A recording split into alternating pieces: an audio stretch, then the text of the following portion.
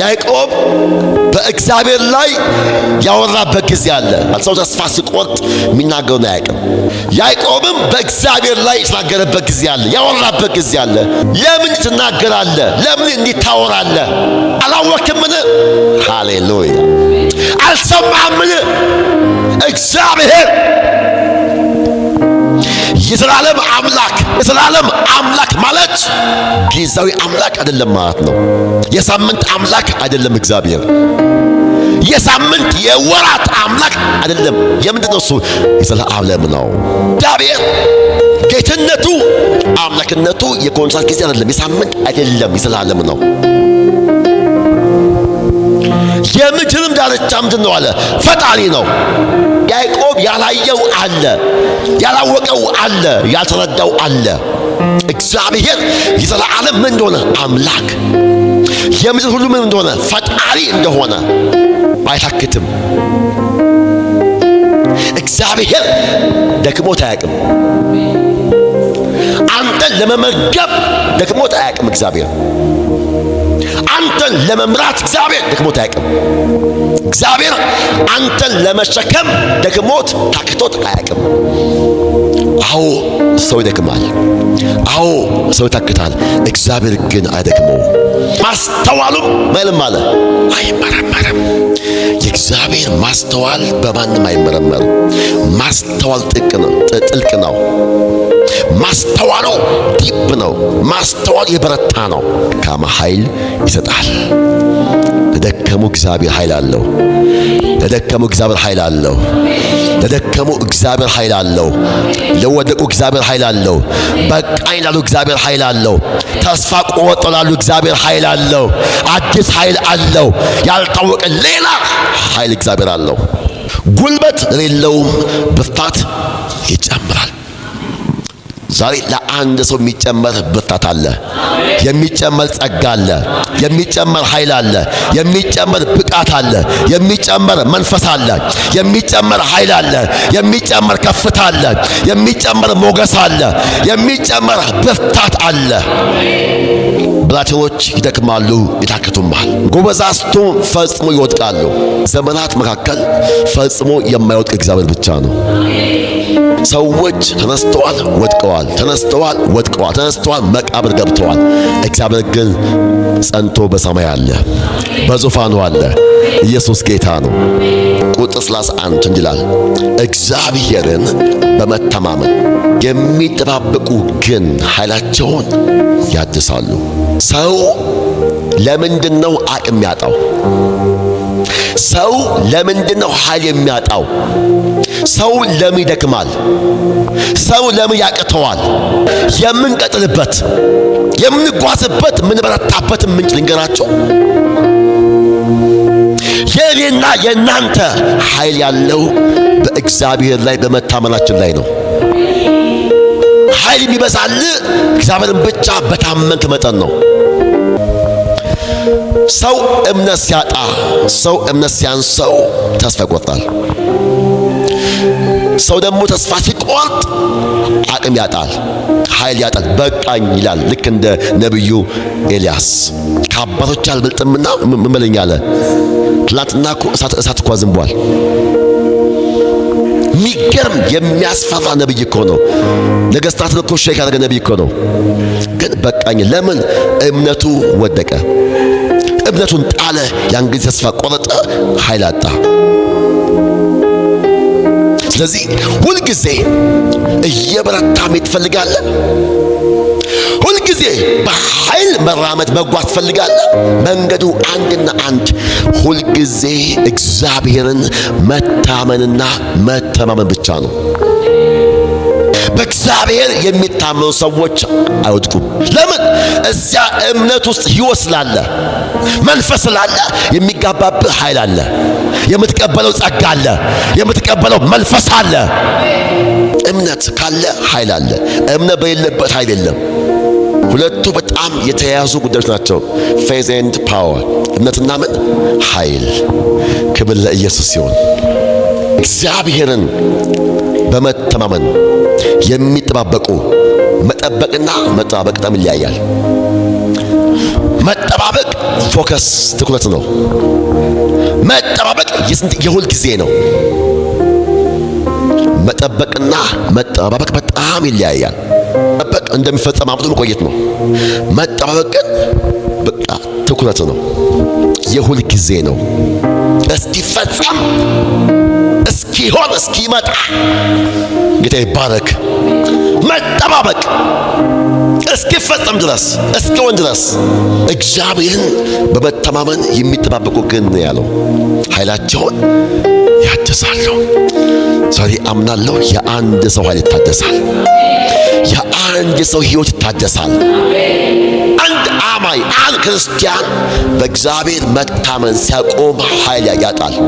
አስፋን ለመቀበል የሚጠብቅበት አቅም ስለሌለው ተስፋ ይቆርጣል፣ ደከማል፣ ከዚያስ ይታከታል።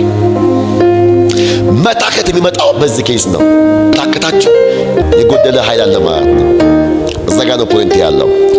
ኃይል ግን ሲበዛልህ ግን ለመጠበቅ ተስፋ አቅም ታገኛለህ። አራሜን ነው ወይ? ይኸውላችሁ አብርሃምና ሳራ እኮ ጠብቀዋል። ለመጠበቅ የሆነ ኃይል ውስጣቸው ገብቷል። 25 ዓመት ሙሉ መጠበቅ አይከብድም? ለዛውም በልጅ ጉዳይ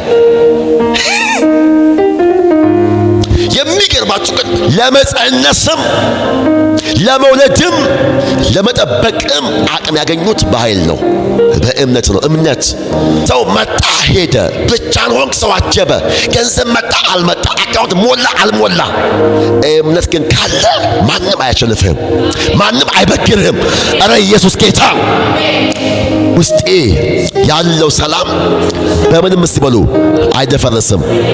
እነሻ ጌታ ከሆነ በጌታ ብቻ ከታመንክ እሱም ብቻ ተስፋ ካደረክ በምንም ጉዳይ ልብ አይዋዥቅም። ስለዚህ ኃይል እንዲታደስ ከፈለገ እሱም ብቻ ተማመነው፣ እንዲሁ ደግሞ ተጠባበቀው። አሜን ነው ወይ? ክብር ለኢየሱስ ሲሆን ኃይላቸውን ይላሉ አለ ያድሳሉ። ለካስ የኃይል መታደስም አለ። በትላንትና አይሆንም፣ በዛሬ ዓመቱ አይሆንም። ዛሬም አዲስ ኃይል አለ። ዛሬም አዲስ መግለጥ አለ። አዲስ ነገር አለ። አዲስ መንገድ አለ። አዲስ ኃይል አለ። ሲጮነ ጌታው ሲበሉ አዲስ ኃይል ፈልጋለሁ አድሰኝ ሲበሉ ኃይላቸውን ያድሳሉ። እንደ ንስር በክንፍ ይወጣሉ። ሶስት ነገሮች አሉ። መውጣት አለ፣ መሮጥ አለ፣ መሄድ አለ። ሶስቱም አክሽን ናቸው። ሶስቱም ድርጊት ናቸው። ያለ ኃይል ድርጊት የለም። ነካረገውና ያለ ኃይል ሲበሉ ድርጊት የለም። ለድርጊት ብለው እስኪ ኃይል ያስፈልጋል። ይወጣሉ ካለ ምን ብሎ ነበር ማለት ነው? ወርዶ ነበር ማለት ነው። ያለ ፖዚሽናቸው፣ ያለ ስፍራ፣ ያለ ቦታቸው ማለት ነው። ያ ኃይል ግን ስለመጣ ባይገስ ለታደሱ ግን ይወጣሉ አለ። በየጊዜው ንስር ክንፏን ታድሳለች። ክንፏ ያረጃል፣ ክንፏ ይሰባበራል። አዲስ ክንፍ ግን ለማብቀል ያኛውን ማስወገድ አለባት። ለምን? ከባባድ ነፋሶችን በኃይል ለመብረር በኃይል ለመውጣት አዲስ ክንፍ ያስፈልጋል ማለት ነው። አዲስ ክንፍ ሲገጠምላት ከፍታ አይዛትም፣ ተራራ አይዛትም፣ አየር አይዛትም፣ ነፋስ አይዛትም። ልክ እንደዚሁ እንደ ንስር እንደ አንበሳ እንደ ዘንባባ ያ የጻድቅ ሰው ሕይወት ከፍታ ነው። መንፈሳዊ ክንፍ ሲበሉ አለኝ ሲበሉ እኔና እናንተ ማንረዳው ግን መንፈሳዊ ምን አለ? ክንፍ አለ። የምትበርበት ክንፍ አለ። ያም ክንፍ የኢየሱስ ስም ነው። አራሜን ነው ወይ? የኢየሱስ ስም ነው። የኪዳኑ ጉልበት ነው። የደሙ ጉልበት ነው። ሃሌሉያ። ይወጣሉ። ያለ ክንፍ መውጣት አይቻልም ማለት ነው። ለመውጣት ይሄ ክንፍ አለበት መታደስ። ይወጣሉ፣ ይሮጣሉ፣ ከዚያስ ይሄዳሉ። ለመውጣት፣ ለመሮጥ፣ ለመሄድ ይሄ ክንፍ ያስፈልጋል። ክንፉ ምንድነው? በእግዚአብሔር መታመን ነው። የሚታመን ሰው አቅም ያገኛል። የሚታመን ሰው ሰፈር አይወድቅም ማለት ነው። አንድ ጊዜ አስታውሳለሁ፣ የሰማሁት ነገር ልንገራችሁ። አንድ ንስርና ዶሮ አንድ ሰፈር አብሮ አደጉ አሉ። አደጉና ልክ የሆነ ጊዜ ላይ ሲደርስ አንድ ንስር በሰማይ ሲበር ድንገት ጥላ ያተከላችሁ ንስር ግዙፍ አይደለ? ጥላው ሲል ግራ ገባውና ሲያይ ንስር ነው እየበረረ ያለው አለ። ራሱን ሲያይ አንድ አይነት ናቸው ባይ ኔቸር። እሱ ሰማይ እየበረረ እኔማ እንዴት ነው ምድር ላይ እዚህ የምትመሰመሰው ወይ ተበላው እያለ ዶሮን ቻው ይባላል። ያለ ፖዚሽን ማለት ነው። ያለ ፖዚሽን ያለ ስፍራዋ ኃይል ስታጣ ያለ ሰፈር ትቀመጣለህ። አቅም ስታጣ ኃይል ስታጣ ያለ ቦታ ያለ ፍላጎት ትኖራለህ ማለት። ኃይል ሲመጣ ግን ትወጣለህ። ለዚህ ነው ኃይል ያስፈልገው። ያለ ኃይል መውጣት አይቻልም። ያለ ኃይል መሮጥ አይቻልም። መንቀሳቀስ አይቻልም። ፍሬያማ መሆን አይቻልም። ማድረግ፣ መፈጸም፣ መስራት አይቻልም። ስለዚህ ኃይል ያስፈልጋል ማለት ነው። ብዙ ሰው ተስፋ የሚቆርጠው የሚያጎመርመው እንደዚህ ሰው የሚናገረው ኃይል ሲያጣ ነው፣ እምነት ሲያጣ ነው። ዛሬ እግዚአብሔር አምላክ የሚላችሁ ይሄ ነው። ትታደሳላችሁ፣ ትነሳላችሁ። የእናንተ ኃይል ይታደሳል። ምርኳችሁ ይመለሳል። የጸሎት ምርኮ ይመለሳል። የጸጋ ምርኮ ይመለሳል። የኃይል ምርኳችሁ ይመለሳል። እረ ኢየሱስ ጌታ ነው። ሃሌሉያ። ኃይል ሲታደስልህ ትወጣለህ፣ ትሮጣለህ፣ አታክትም፣ ትሄዳለህ፣ አትደክምም። መድከምና መታከት ወደ ህይወት ከመጣ ቆም ብለህ አስብ። the lack of power የኃይል ምን አለ? እጥረት አለ። መድከም ወደ ህይወት ከመጣ ኃይል ያስፈልጎሽ ነው። ኃይል ያስፈልገው ነው። የመንፈስ ቅዱስ ኃይል ጌታ ይባረክ። የአንድ መኪና ጉልበቱ ምኑ ነው? ሞተሩ። ሞተር ዘይት ያስፈልገውም እንዴ? the lack of ኦይል ሲያንሳቸው፣ ኦይል ሲጎላቸው አቅም ታጣለህ።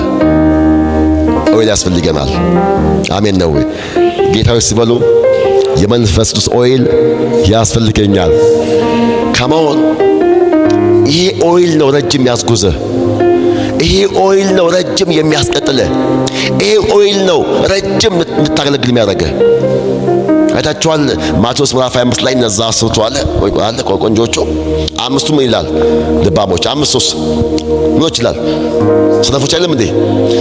ልባሞቹ በማሰሮ ምን አለ? እነዛ ጋስ ዘይቱን በልቷል። ዜሮ ሊገዙ ሲሄዱ ሙሽራ መጥቷል። ሙሽራው የወሰደው እነማንን ነው?